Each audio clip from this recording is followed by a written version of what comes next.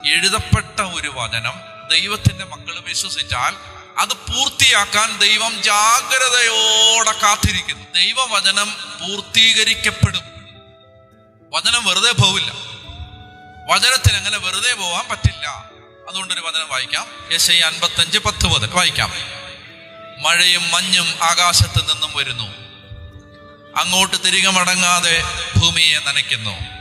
അത് സസ്യങ്ങൾ മുളപ്പിച്ച് ഫലം നൽകി, വിതയ്ക്കാൻ വിത്തും ഭക്ഷിക്കാൻ ആഹാരവും ലഭ്യമാക്കുന്നു.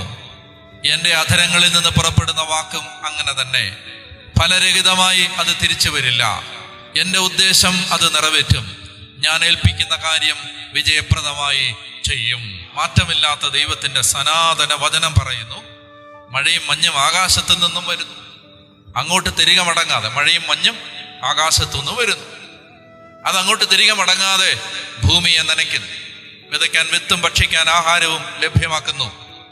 എൻ്റെ അധരങ്ങളിൽ നിന്ന് പുറപ്പെടുന്ന വാക്കും അങ്ങനെ തന്നെ. അത് ഉന്നതത്തിൽ നിന്ന് വരുന്നു, ഈ ഭൂമിയിൽ അത് വ്യാപരിക്കുന്നു. ഇവിടെ അത് ഫലമുളവാക്കുന്നു, ഇവിടെ അത് വിത്തുണ്ടാക്കുന്നു, ചോറുണ്ടാക്കുന്നു, ഇവിടെ അത് ഫലമുണ്ടാക്കുന്നു. വചനം പറയുകയാണ്, എൻ്റെ അധരങ്ങളിൽ നിന്ന് പുറപ്പെടുന്ന വാക്കും അങ്ങനെ തന്നെ.